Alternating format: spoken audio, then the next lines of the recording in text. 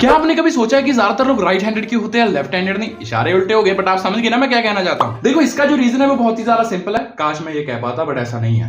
Actual में scientist को भी नहीं पता कि ऐसा क्यों होता है, इसलिए मुझे भी नहीं पता होगा। तो मिलते हैं अगली वीडियो के अंदर, बाय। मजाक कर रहा हूं, एक्चुअल में इसका कोई सही रीजन तो नहीं है, बट हाँ, साइंटिस्ट अपने 4 थ्योरीज देते हैं जिससे हम इसका आंसर ढूंढ सकते हैं। सबसे पहली थ्योरी आती है ब्रेन।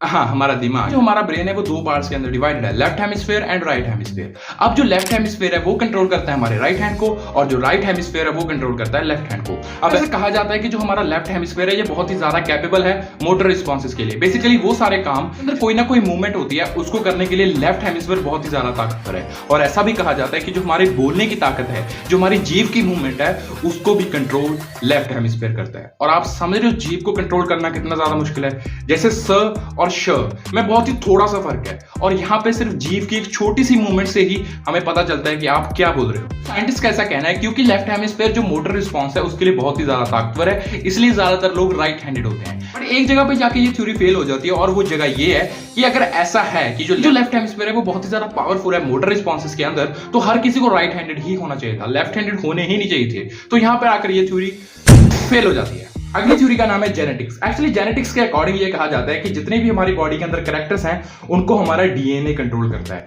बेसिकली डीएनए एक केमिकल कंपाउंड होता है जिसके अंदर सारी इंफॉर्मेशन, चलो फिर कभी बताऊंगा। तो कुछ साइंटिस्ट का कहना यह है कि जो डीएनए है वो कंट्रोल करता है कि आप लेफ्ट हैंडेड होगे या राइट हैंडेड। बट ये थ्योरी भी फेल हो जाती है क्योंकि ऐसा कहा जाता है कि जो ट्विन्स होते हैं, बेसिकली जो जुड़वा होते हैं, उनका डीएनए बिल्कुल सेम होता है अगर वो मोनोजाइगोटिक हैं। बट आपको समझ नहीं आएगा मैं क्या कह रहा हूं, तो बस आप इतना समझो कि अगर वो जुड़वा है, ठीक है, अगर कोई जुड़वा भाई है तो उन दोनों को या तो लेफ्ट हैंडेड होना चाहिए या राइट हैंडेड होना चाहिए। बट ऐसा देखने को नहीं मिलता। बेशक उनका डीएनए सेम है, पर कई बार ऐसा देखा गया है कि एक भाई राइट हैंडेड होता है और दूसरा भाई लेफ्ट हैंडेड होता है। अब तीसरी थ्योरी जो आती है वो ये कहती है कि एक्चुअल में ये सारी बातें काम नहीं करती। आपकी जो पोजीशन है मां के पेट के अंदर वो डिफाइन करती है कि आप लेफ्ट हैंडेड होगे या राइट हैंडेड। इसका बेसिकली मतलब ये है कि जब बच्चा अपनी मां के पेट के अंदर होता है उसकी जो पोजीशन होती है वो बताती है कि एक बच्चा लेफ्ट हैंडेड होगा या राइट हैंडेड। बट इस थ्योरी का कोई ज्यादा प्रूफ नहीं है, तो ये थ्योरी भी फेल हो जाती है। अब आती है 4 नंबर की थ्योरी जो सबसे ज्यादा मानी जाती है। अब साइंटिस्ट का एक्चुअल में कहना यह है कि एक्चुअल में बच्चा लेफ्ट हैंडेड होगा या राइट हैंडेड ये पेरेंट्स के हाथ में होता है। बेसिकली जो पेरेंट्स हैं वो फोर्स करते हैं अपने बच्चों को कि वो राइट हैंड से लिखें। अब ऐसा वो क्यों करते हैं, उसके पीछे का रीजन बहुत ही ज्यादा सिंपल है। रीजन ये है कि पेरेंट्स नहीं चाहते कि उनका बच्चा दूसरे बच्चों से अपने आप को अलग फील करे किसी भी मामले में, तो वो बहुत ज्यादा फोर्स करते हैं बच्चे को राइट हैंडेड लिखने के लिए, जिसकी वजह से बच्चा राइट हैंडेड होता है। बट क्या वो गलत है?